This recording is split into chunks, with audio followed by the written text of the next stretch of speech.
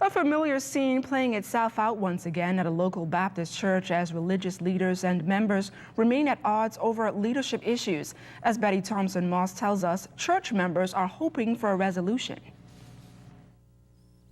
What was described as a division in Ebenezer Baptist Church erupted to a boiling point this Sunday as embattled members turned up for early morning worship. For weeks now, police say they were called in to ensure peace at the Anglican community-based church. The situation escalated when a group claiming to be the church's ministerial board was apparently locked out.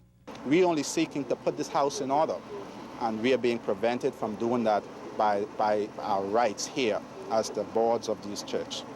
Reverend Lorenzo Morse, who heads that board, was guarded by a team of private security officers despite the presence of the police. He says his board had to make a decision. The board of directors of this church made a decision to remove the locks from this church. And the board made that decision, and the locks of the church were removed so that the members can worship freely, not so that this church cannot be secluded to one set of people. Once inside the church, police tell us access to the sound system was also broken. The atmosphere then became heated. Eyewitnesses say lights were turned off and electrical cords were unplugged as the dispute among members intensified. So there was just an exchange of words, and some of the persons, his family members who I guess supporting him, they just made their case that they are supporting him, and we love them the same. This is just normal, and there's no love or dissension between the members in here.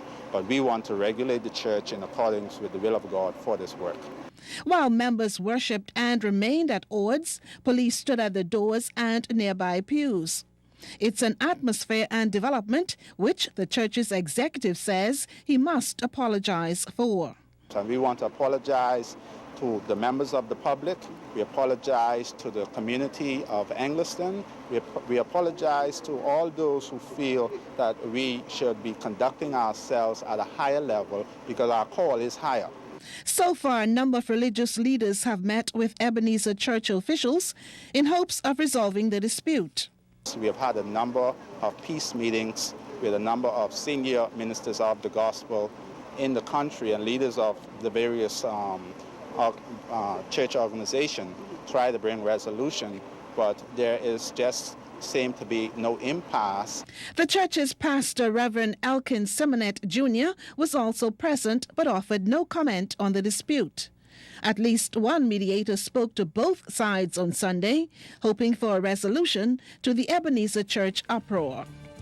Betty Thompson-Moss, ZNS News.